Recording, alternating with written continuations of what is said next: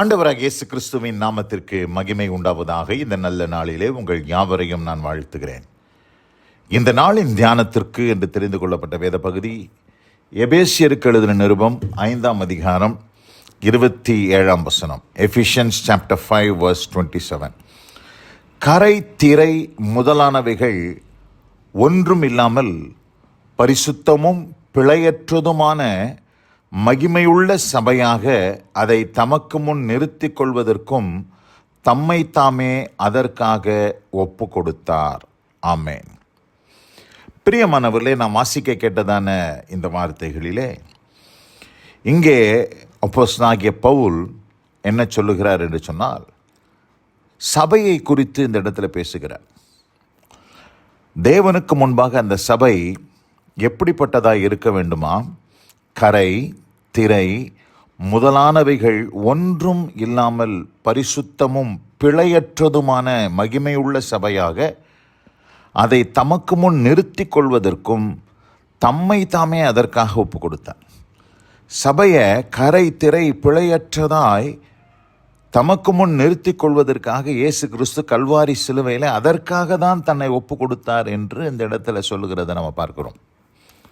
நம்ம அநேக நேரங்களிலே யோசிக்கிறோம், பாவிகளை ரட்சிக்க கிறிஸ்து இயேசு உலகத்தில் வந்தார், கல்வாரி சிலுவையிலே பாவிகளுக்காக மரித்தார் என்று சொல்லி.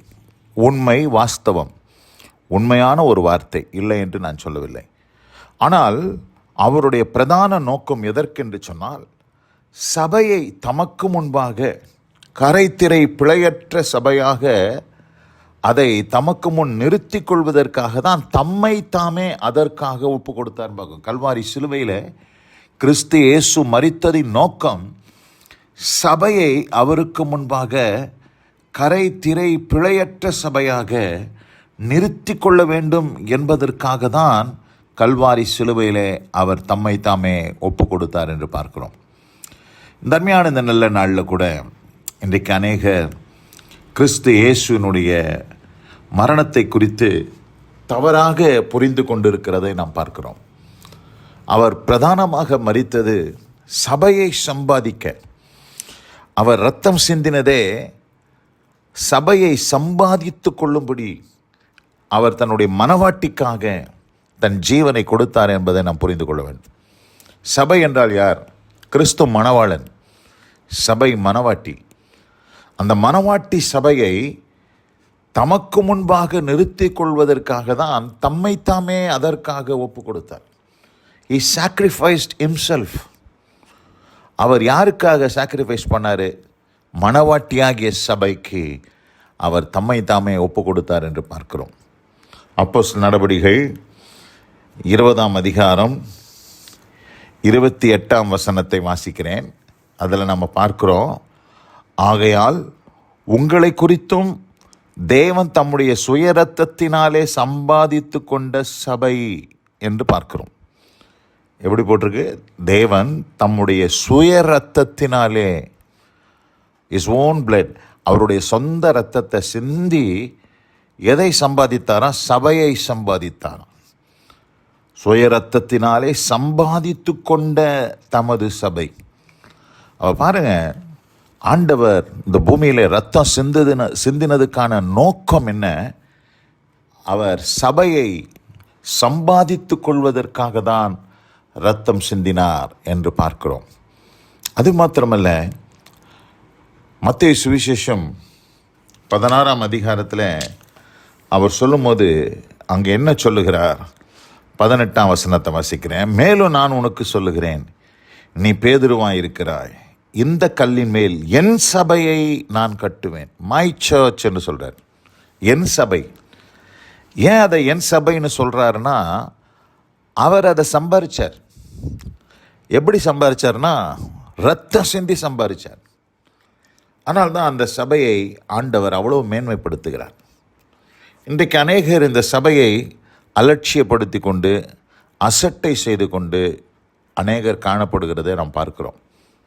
பிரியமானவர்களே, சபை கூடி வருதலை சிலர் விட்டு விடுகிறது போல நீங்களும் விட்டு விடாதிருங்கள் என்ற வார்த்தையின்படி நாம் சபை கூடி வருவதை விட்டு விடவே கூடாது. நம்ம சபையினுடைய ஒரு பார்ட்டாக இருக்கணும். சபையினுடைய ஒரு அங்கமாக இருக்கணும், ஒரு அவயவமாக இருக்கணும்.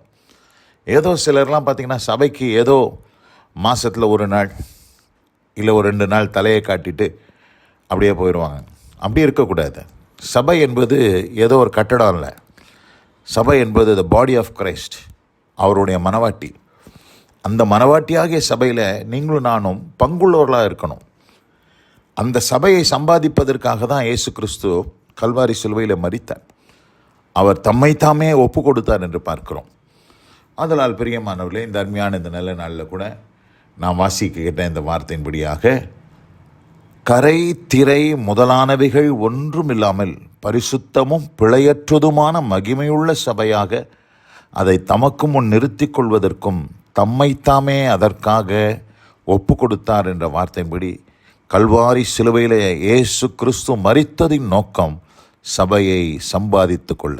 இந்த அருமையான இந்த நல்ல நாளில் கூட அப்படிப்பட்ட ஒரு சபையில் நாமும் அங்கம் வகிக்க கர்த்தர் நமக்கு கிருபை செய்வாராக. வசனம் கேட்ட பிள்ளைகள் ஒவ்வொருவரையும் தேவன் தாமே ஆசீர்வதிப்பாராக. God bless you all. ஆமேன், ஆமேன். நாம் ஜெபிப்போம். எங்கள் அதிகமாக நேசிக்கிற எங்கள் அன்பின் பரலோக பிதாவே, நாங்கள் தியானிக்க கேட்ட வார்த்தையின்படி சுயரத்தத்தை சிந்தி தம்முடைய சபையை இயேசு கிறிஸ்து சம்பாதித்தார் என்று நாங்கள் வாசிக்க கேட்டோம், தியானிக்க கேட்டோம். தம்மைத்தாமே அதற்காக ஒப்பு கொடுத்தார் என்று பார்த்தோம். இந்த அருமையான இந்த நல்ல நாளில் அந்த சபையை குறித்தும் அந்த சபையினுடைய மேன்மையை குறித்தும் நாங்கள் அறிந்து கொள்ள, உம்முடைய பிள்ளைகள் அதை குறித்ததான நோக்கத்தை புரிந்து கொள்ள கர்த்தர் கிருபை செய்தார்.